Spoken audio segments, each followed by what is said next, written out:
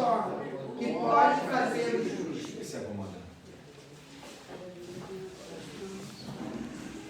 Na tradução que eu estou lendo, ela diz assim: ora, destruídos os fundamentos, o que poderá fazer o justo?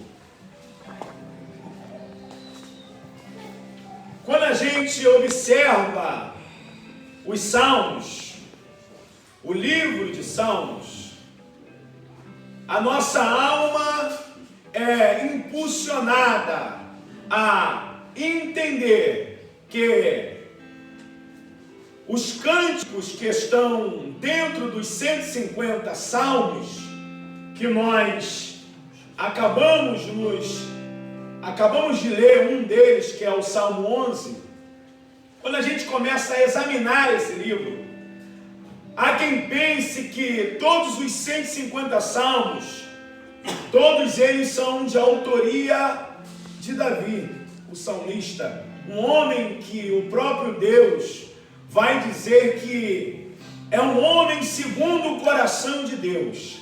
É um homem que a Bíblia Sagrada nos apresenta as suas fortalezas e também o registro de suas fraquezas.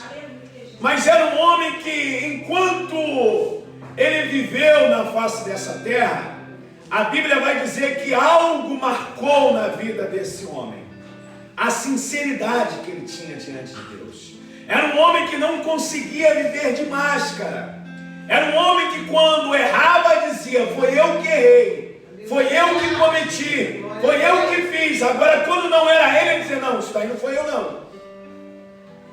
E quando a gente observa a história do salmista Davi, um homem que a Bíblia vai dizer que Deus o intitulou como um homem segundo o coração de Deus.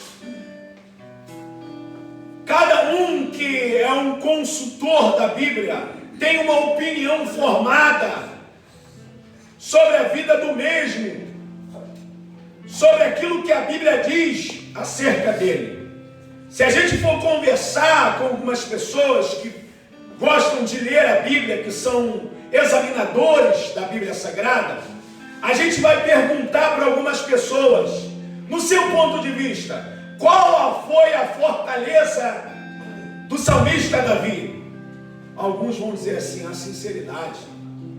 Outros vão dizer assim: era um homem que era sensível ao Espírito Santo de Deus. Se a gente for perguntar para outras pessoas qual foi o maior erro do salmista Davi, algumas pessoas vão dizer assim: foi estar no palácio quando era tempo de guerra. Ele tinha que estar na guerra naquela época e ele estava no palácio e ele avistou Betseba. E a gente já sabe a história. Então cada um vai ter uma opinião formada acerca do salmista Davi. Se a gente for perguntar para algumas pessoas qual foi o ponto negativo desse salmista, segundo a Bíblia Sagrada, alguém vai dizer assim: um ponto negativo foi quando ele tinha que corrigir a sua família, o seu filho, e ele não corrigiu e aconteceu o que aconteceu. Algumas pessoas vão até dizer que Davi era um excelente adorador. Algumas pessoas vão dizer, segundo a Bíblia Sagrada, que o salmista Davi era um excelente estrategista de guerra. Mas algumas pessoas também vão dizer que ele deixou a desejar dentro de casa. Foi um homem que venceu guerras fora, mas perdeu guerras dentro de casa. Mas Jesus disse que se seus olhos forem bons, todo o seu corpo será luz. Quando Jesus está querendo dizer sobre isso, Ele está querendo dizer para nós qual é a forma que nós enxergamos a vida. Então vamos enxergar o lado positivo desse salmista aqui. Esse salmista Davi, ele é uma pessoa que conseguiu enxergar o que poucos da sua época conseguiram enxergar.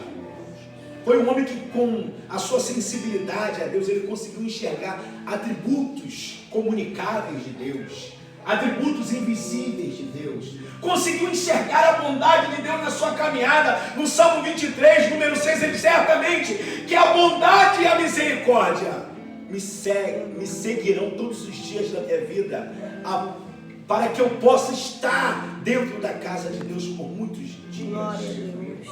Esse mesmo salmista disse: uma coisa pedi a Deus, e eu não quero só ficar pedindo, eu quero buscar, eu quero fazer a minha parte. Aleluia. E a buscarei, que possa estar na casa de Deus, Aleluia. com um propósito para aprender da sua Glória a palavra. Oh Deus. Para alguns, a maior vitória desse salmista, que é o salmista Davi, foi matar um gigante chamado Golias. Para outros, a maior vitória desse salmista Davi foi quando ninguém estava vendo ele estava matando um urso e leão. Mas no meu ponto de vista, Derek Nonato, se alguém perguntasse para mim qual foi a maior vitória de Davi que você contempla na Bíblia, eu diria para você, foi quando ele teve a oportunidade de matar Saul e ele não matou. No meu ponto de vista, a maior vitória de Davi foi quando Abner, um dos seus oficiais, disse para ele: o Senhor Deus está te entregando o teu perseguidor nas tuas mãos. Tira a vida dele, mata ele. Ele disse: longe de mim, eu sei quem ungiu ele. Ele pode estar fora da direção de Deus, que é Saul, mas quem ungiu a cabeça dele é sério. Quem ungiu ele foi o mesmo que me ungiu. Então longe de mim eu tocar no ungido de Deus. Aí tem gente que diz que a maior vitória de Davi foi matar Golias, foi matar o urso e leão. A maior vitória de Davi para mim foi ele não ter matado o seu perseguidor quando teve a oportunidade de matar, porque ele entendeu que a mesma autoridade que ungiu Saul é a mesma autoridade que ungiu ele. E ele entendeu, ele tinha noção de autoridade espiritual. Quem colocou ele lá, na hora certa, é o mesmo Deus que vai tratar com ele. Então esse é o salmista, esse é o Davi que escreveu esse Salmo 11. Há quem pense, eu disse no começo, que pensam que Davi escreveu os 150 salmos, quando na verdade, dos 150 salmos, 12 são salmos de Asaf. Davi escreveu 73 salmos. Existe 12 salmos de Asaf. Os filhos de Coré escreveram 9, Salomão escreveu 2, Emã com os filhos de Corá e Edã e Moisés escreveram um cada. E existe dos 150 salmos, 51 salmos anônimos. Mas esse salmo aqui, o Salmo 11 que nós lemos, é um salmo de autoria de Davi. E o salmo que nós lemos, Davi faz um contraste entre o ímpio e o justo. O salmo que nós lemos, e ele vai dizer que aparentemente parece que o justo está correndo, está fugindo da ira do ímpio. E ele diz, no salmo que nós lemos aqui, o Salmo 11, número 3, ora, destruídos os fundamentos, o que poderá fazer o justo? Isso é muito sério, irmãos. Toda construção, eu disse toda construção, ela para ser bem estruturada, bem fundamentada, ela tem que ter fundamentos fortes para que ela não caia e não seja destruída. Você vê que grandes glórias do mundo atual feitas pelas mãos dos homens, quando o engenheiro civil ele chega ali, primeira coisa que ele olha é o espaço, se tem estrutura para comportar o peso do fundamento que vai ser construído naquele lugar. Diante dessa verdade, o salmista conseguiu entender que aparentemente o ímpio estava prevalecendo sobre o justo. Sabe por quê? Porque os fundamentos foram destruídos. Meu Deus. Oh Deus. E perceba se isso não é o retrato do que está acontecendo hoje no nosso mundo. A gente liga a televisão, está lá, roubo no INSS, roubo no meio dos aposentados. A gente fala, de onde que está surgindo isso?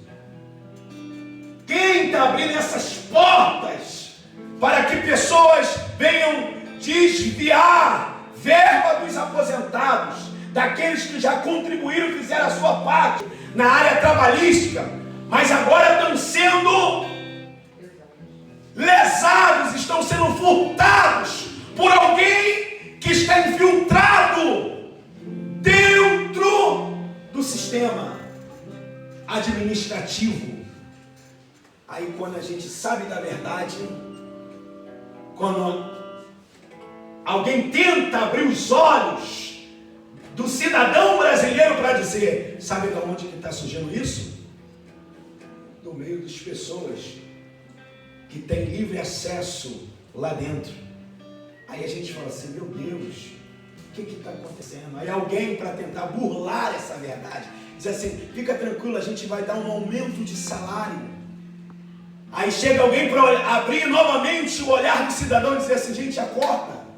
Vocês não estão vendo que eles estão querendo ludibriar? Aumenta o salário, vai aumentar os impostos. Aumenta o salário, nós que somos trabalhadores e consumistas, precisamos consumir. Aquilo que consumimos vai aumentar. E quando a gente pensa que está ganhando, mais uma vez, os fundamentos estão sendo destruídos. Aí a gente para e fala, meu Deus, o que está acontecendo? Quando a gente olha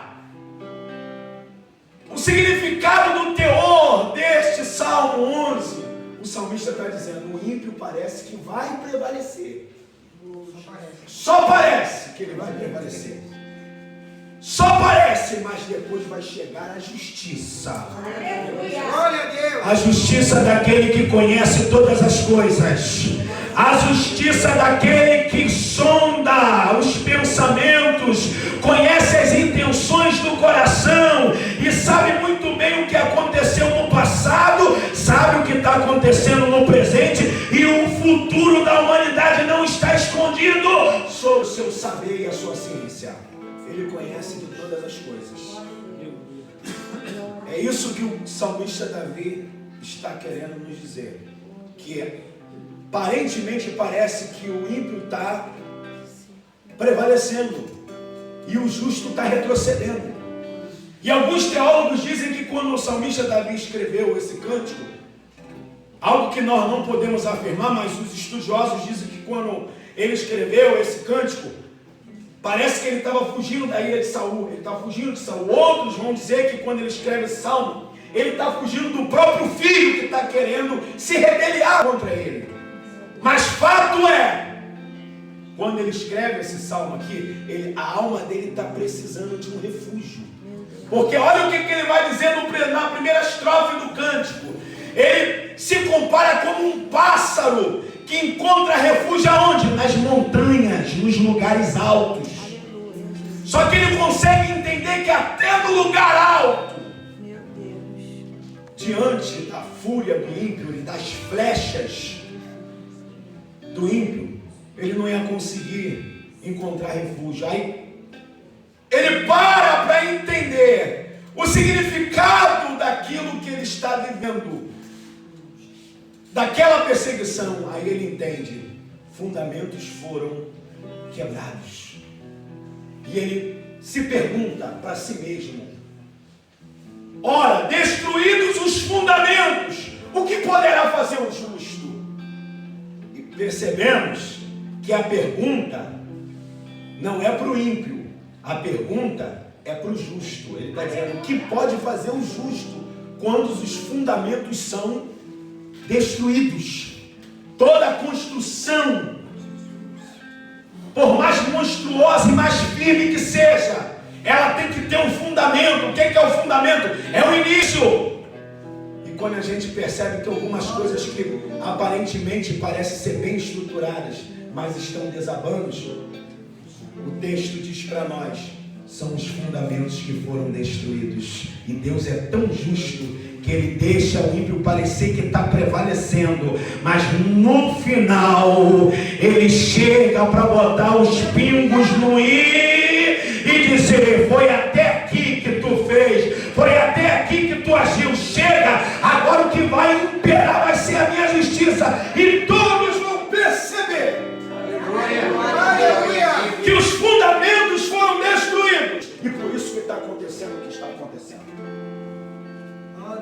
Quando a gente observa, irmãos, uma das disciplinas bíblicas chamada de geografia, junto com a história, a gente percebe que os historiadores dizem que o Império Romano só caiu nas mãos dos homens bárbaros porque já estava podre por dentro, já estava destruído por dentro. Antes de vir a destruição externa do Império Romano, foi porque os governantes que conduziam o Império Romano já estavam corrompidos, pessoas já tinham fugido da diplomacia, da ética, da moralidade. Aí os fundamentos foram destruídos. O pecado é o opróbrio das nações. Uma nação pode ser forte. Se uma nação, ela não pode ser forte se destrói os fundamentos que regem a moral, a conduta e a disciplina do país. Davi estava encurralado por terríveis inimigos. O escape parecia impossível. Os mais apressados diziam que o melhor era fugir para livrar-se das flechas disparadas, as ocultas contra o coração do justo. Aí a pergunta que vem diante de nós é: o que fazer quando os fundamentos estão sendo destruídos? O que fazer quando a verdade é colocada de lado e a mentira prevalece sobre a verdade? O que fazer quando o amor é algemado e a violência é propagada?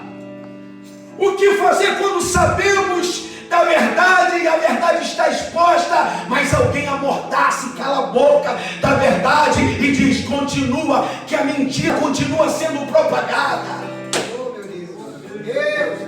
É isso que faz os fundamentos serem destruídos. Quantos estão entendendo? Diga amém. Amém. O que fazer quando os valores morais, éticos e sociais estão sendo tripudiados? O que fazer quando as autoridades constituídas, em vez de promover o bem e coibir o mal, promovem o mal e amordaçam o bem? O que fazer quando as leis injustas e até imorais são criadas para conspirar contra os valores que devem governar a família e a nação? Mesmo com a situação caótica, em vez de fugir covardemente, Davi reconheceu que a presença de Deus está no templo e que seu trono está nos céus, como nós vemos no verso 4 do Salmo 11. O que seus olhos contemplam os filhos dos homens, para derramar o seu juízo sobre os ímpios e conduzir a glória ao justo. Davi, quando ele percebe que os fundamentos estão sendo destruídos, sabe para onde ele corre? Em vez de retroceder, ele diz: eu vou para o templo, eu vou para o templo buscar a Deus, eu vou para o templo, porque lá eu vou ouvir sobre a sua justiça, lá eu vou perceber e descobrir o seu juízo e vou contemplar a sua vontade. Aleluia. Estou sentindo a presença de Deus aqui nesta noite. Oh glória, estou sentindo a presença de Deus aqui nesta noite. Deus nos chamou não para fugir diante dos fundamentos que estão sendo destruídos. Deus nessa noite está dizendo para você: os fundamentos podem estar sendo destruídos, mas vamos vir para o templo, vamos adorar o Senhor, vamos glorificar a Deus e vamos ouvir a sua voz. Aleluia.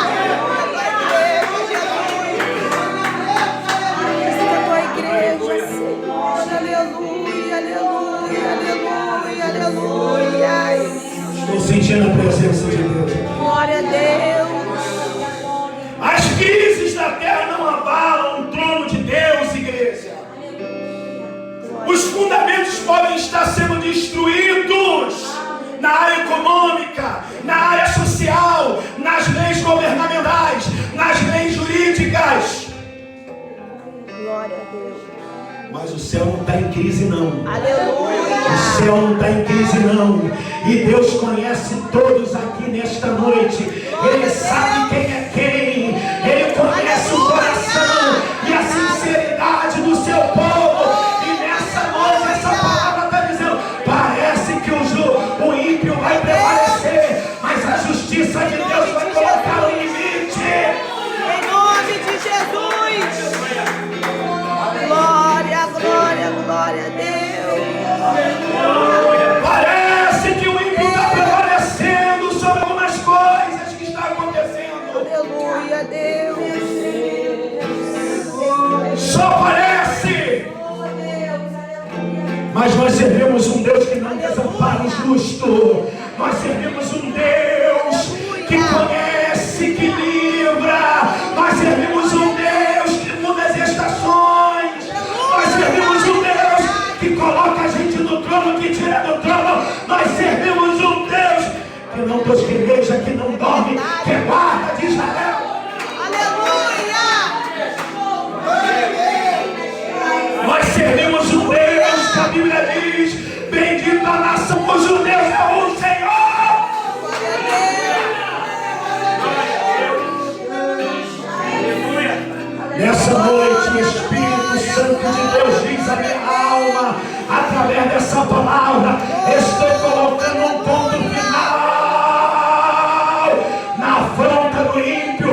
Estou colocando um ponto final na ação do inferno. Em nome de Jesus. Glória a Deus. Glória, glória a Deus. Aleluia. Mesmo quando as coisas parecem fora do controle da humanidade, Deus continua no controle de todas as coisas, orientando seus filhos e as suas filhas em dizer: não temas, porque eu estou contigo, não te assombres, porque eu sou o teu Deus. Glória a Jesus. Louvado e engrandecido. Ainda que os fundamentos sejam destruídos, os justos não perecerão, mas contemplarão a face Glória do a Senhor. Deus. É isso que o texto diz. Aleluia. Ainda que os fundamentos sejam destruídos, e alguém olha e diz assim: acabou. Aquela grande construção veio de alto a baixo. Meu Deus. Mas o texto vai dizendo, a Bíblia vai dizendo que o justo vai olhar a face do Senhor e vai dizer: é Ele, a nossa salvação vem dele. Glória a Deus. Aleluia. Louvado e engrandecido. Destruídos os fundamentos, o que fará o justo? Os ímpios sofrerão a justa punição do seu erro, mas aqueles que confiam em Deus jamais serão abalados. Glória a Deus. É isso que o salmista está dizendo para nós. Que a justiça de Deus vai colocar os pingos nos is. A justiça de Deus vai vir trazendo esclarecimento. A justiça de Deus vai vir tirando pessoas do trono e colocando outras pessoas para mostrar que os fundamentos foram destruídos. Mas a justiça de Deus veio imperando e trazendo consolação e conforto para o justo. Glória a Deus. Amós 5:24 diz: corra, porém, o juízo como as águas, e a justiça como o ribeiro impetuoso. Glória a Deus. Uma vez eu estava trabalhando num estaleiro e foi proporcionado para nós um curso de brigada de incêndio. A gente foi treinado em um espaço confinado com fogo e fomos treinados em um rio com águas correntes, impetuosas. Sabemos, nos sobressaímos muito bem no espaço confinado com fogo, mas tivemos algumas dificuldades para sairmos mais rápido como saímos do fogo na fúria da impetuosidade da água. E o instrutor disse assim: água não tem cabelo. Se o fundamento não estiver bem estruturado, as águas na sua correnteza e na sua impetuosidade, ela leva tudo que parece que é fundamentado. Aí aqui Amós está dizendo: corra porém o juízo como as águas e a justiça como ribeiros impetuosos. Se perguntasse para o apóstolo Tiago, o que fazer quando os fundamentos são destruídos? O apóstolo Tiago dizia para nós: a oração do justo pode muito em seus efeitos. Se perguntasse para Salomão, o que fazer quando os fundamentos estão destruídos? Ele diria, 2 Crônicas 7:14, se o meu povo que se chama pelo meu nome orar e me buscar e se converter nos seus maus caminhos, então o Deus do céu, que está no céu contemplando tudo que está acontecendo na terra, ele diria: eu ouvirei dos céus, perdoarei os seus pecados e sararei a sua terra. Se nós perguntássemos para Daniel no capítulo 10, o que fazer quando os fundamentos estão sendo destruídos, ele diria para nós, Daniel capítulo 10, verso 11 e 12, nem Daniel que diria para nós, era o céu que diria para nós. Daniel, quando propôs no seu coração em orar desde o primeiro dia, compreender e humilhar, a Bíblia diz que o céu se moveu e veio trazer uma resposta para ele na terra. Mas uma potestade de demônio impediu um anjo de Deus para trazer uma resposta para Daniel. E Deus, que entende e tem noção de autoridade, mandou um anjo mais forte. E a potestade do mal conhece também noção de autoridade. Ele disse: abre o espaço, deixa ele levar a mensagem para quem está orando lá. Aleluia! Para quem está orando lá, abre o espaço, porque chegou quem é maior, abre o caminho. E quando o maior chegou, a Bíblia diz que o anjo levou a mensagem para Daniel. Glória a Jesus! E quando os fundamentos estavam sendo destruídos, olha que o céu falou para Daniel: Daniel, homem muito desejado, desde o primeiro dia que tu aplicaste no teu coração a compreender e humilhar-te, o céu ouviu a tua voz e eu estou aqui por causa da tua oração. Aleluia! Glória a Deus! Aleluia, aleluia! A pergunta é: ora, destruídos os fundamentos, o que poderá fazer o justo? A oração do justo pode. Aleluia! Glória A humilhação do justo move a mão de Deus. Compreender o processo faz Deus se comunicar com a gente. Deus está falando, usando o céu para falar com Daniel: Daniel, tu compreendeu o processo. Aleluia! E só pode alcançar alguns propósitos específicos se alguém entender os processos da vida. Glória a Deus! Mas o que me chama a atenção é que o céu está dando testemunho de alguém aqui na terra. Aleluia! Glória O céu está dizendo para Daniel: Daniel, o céu deseja você lá, rapaz. Eu vim aqui para te dizer que o céu deseja você lá, rapaz. São poucas pessoas que o céu dá testemunho dele aqui na terra. E existem pessoas que são conhecidas aqui na terra. Aleluia. Meu Deus.